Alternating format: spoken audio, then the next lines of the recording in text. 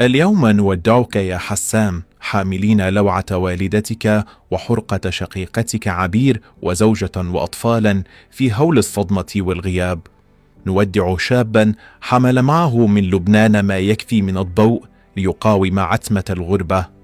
نقف أمام نعشك يا ابن الأستاذ بلال، وكأننا نقف أمام فصل ناقص من رواية لم تكتب نهايتها بعد، رواية بدأت في بيت عامر بالثقافة والكرامة، ثم امتدت نحو دبي والسودان وأنغولا قبل أن تستقر في آخر محطات الطريق هناك في ميشيغان.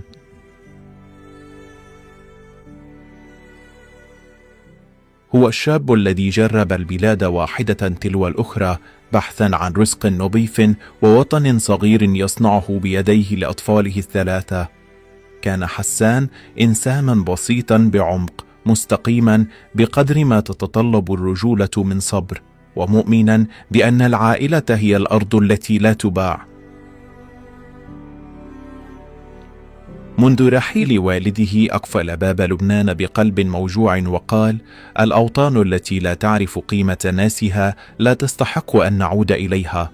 ومضى حمل معه وطنه في صمته لا في عنوان سكن. طول الدهر فقدانكم وعاني، وعلى ولدي ومن الليل وبقيت أجرح ضم فقدكم وعاني، والله وعاني. احترق قلبي وانكسر ظهري. عرفه كل من عاش قربه بالشاب المهذب الموزون على ميزان الطيبة والاحترام، والمؤمن الذي يكسب رزقه بشرف وهاجر إليه بشرف وربى أولاده بشرف.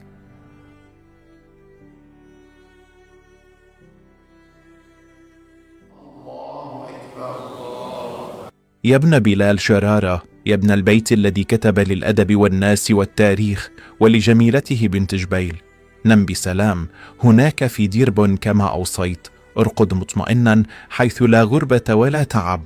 أما نحن فسنذكرك بالدعاء ونحمل سيرتك في القلب، ونقول لك من آخر هذا العالم إلى أوله: وداعا يا من جعلت الغربة أوسع من وطن ضاق بأهله، وداعا أيها الطيب.